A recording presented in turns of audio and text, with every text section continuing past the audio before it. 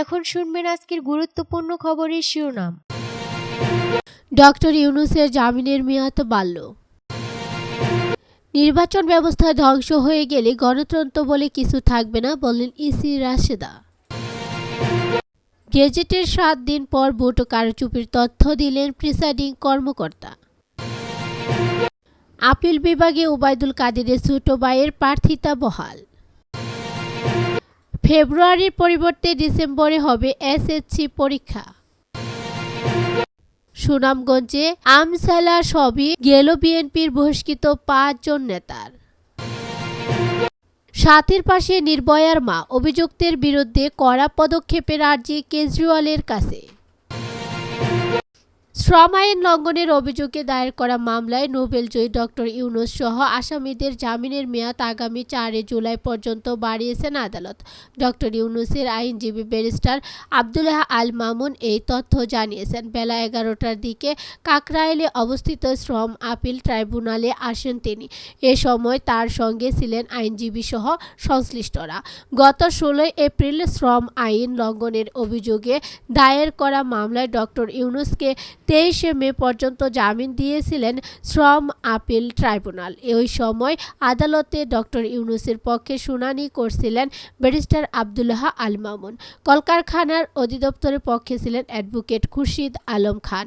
গত 28 জানুয়ারি শ্রম আইন লঙ্ঘনের অভিযোগে দায়ের করা মামলার রায় চ্যালেঞ্জ করে নোবেলজয়ী অর্থনীতিবিদ ডক্টর মোহাম্মদ ইউনূস সহ 4 জনকে জামিন দেন শ্রম আপিল ট্রাইব্যুনাল। একই সঙ্গে আপিল শুনানির জন্য গ্রহণ করেন আদালত। সেদিন শ্রম আদালতের দেওয়া সাজা স্থগিত করেন শ্রম আপিল ট্রাইব্যুনাল। নির্বাচন ব্যবস্থা ধ্বংস হয়ে গেলে গণতন্ত্র বলে কিছু থাকবে না, বলেন ইসি রাশেদা সুলতানা। নির্বাচন কমিশনার রাশেদা সুলতানা বলেছেন, নির্বাচন ব্যবস্থা ধ্বংস হয়ে গেলে দেশের গণতন্ত্র বলে আর কিছু থাকবে না এবং দেশের মানুষের জন্য কোনো মঙ্গল বয়ে আনবে না। নির্বাচন ব্যবস্থা গণতন্ত্রের সবচেয়ে বড় চাবিকাঠি।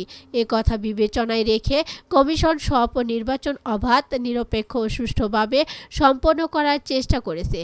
এমনকি ভোট সহিংসতা মুক্ত রাখার চেষ্টা চলছে। মানুষ যাতে ভোট কেন্দ্র গিয়ে নির্বিঘ্নে পছন্দের প্রার্থীকে ভোটাধিকার প্রয়োগ করতে পারে সে ব্যবস্থা করছে কমিশন। আজ সকাল 11:30টায় নওগাঁ জেলা প্রশাসকের সম্মেলন কক্ষে 6ষ্ঠ উপজেলা পরিষদ নির্বাচন উপলক্ষে আইনশৃঙ্খলা বাহিনী ও প্রার্থীদের সঙ্গে মতবিনিময় সভায় প্রধান অতিথির বক্তব্যে এসব কথা বলেন।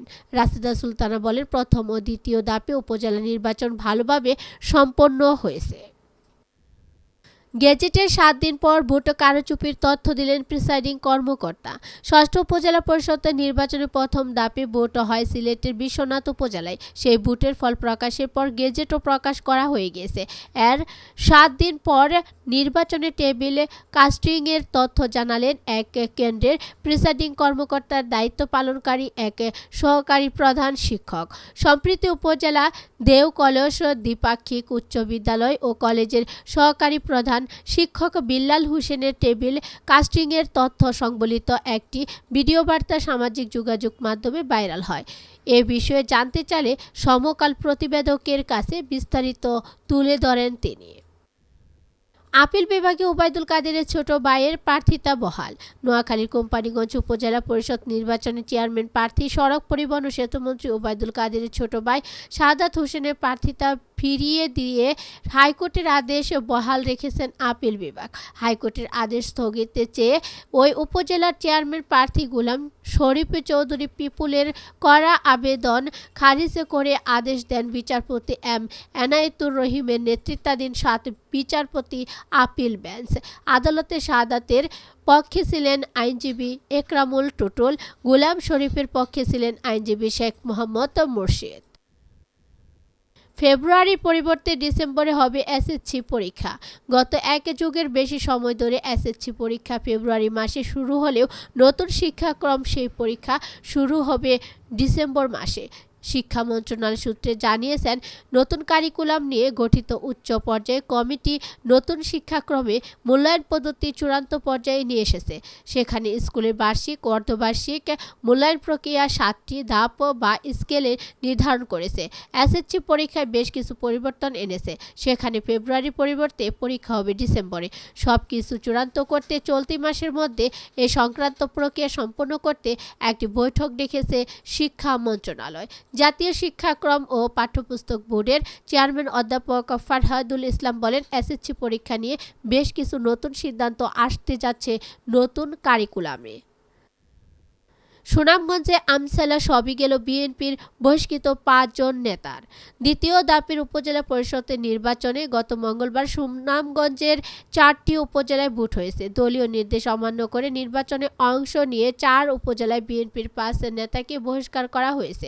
সবকটিতে জয় পেয়েছেন আওয়ামী লীগের নেতারা, বিএনপির কেউ জিততে পারেননি। সাধারণ ভোটার ও দলীয় কর্মীরা বলেছেন, ওই নেতাদের আমসালা সবই গিয়েছে। একদিকে দল থেকে বহিষ্কৃত হয়েছেন, অন্যদিকে নির্বাচনে ব্যয় করা শ্রম ও অর্থ বিফলে গিয়েছে।